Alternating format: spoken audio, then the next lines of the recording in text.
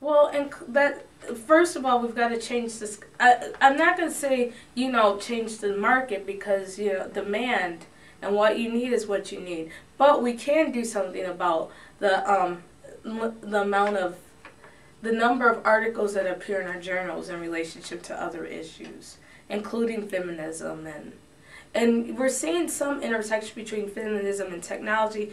And even before that, we saw feminism intersect with race, but only if it was an African American woman or a woman of color in relationship to feminism, and having that double consciousness between negotiating gender and race. But I think we need to include some things where men of color a lot of them apply feminist discursive practices too in their teaching, and we're not hearing about that either. And I'd like to see that more in journals, more of a dialogue, more of a alliance.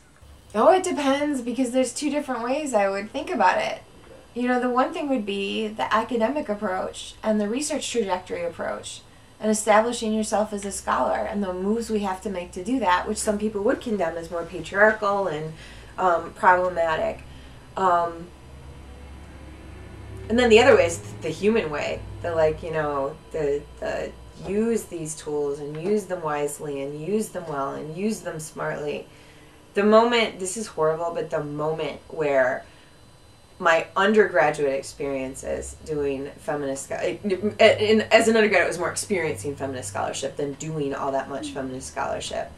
No, that's not true. I did a lot of research. Anyway, okay, so it was when I was walking into my first classroom. I was 22 and I was teaching at Lansing Community College.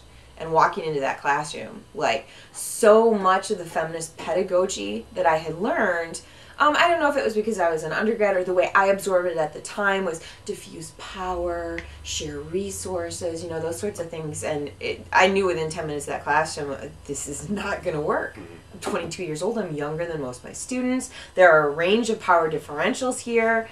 This classroom will collapse if I walk in the door saying, let's all participate. And so I learned ways and tactics to make a classroom a community and to have kind of a feminist ecology created.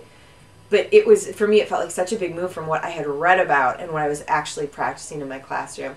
This is totally, totally aside from your question. But so, maybe it's not. Maybe let's bring this back around. So, make the practices your own. Use the tools that are out there. Continue to push at the scholarship.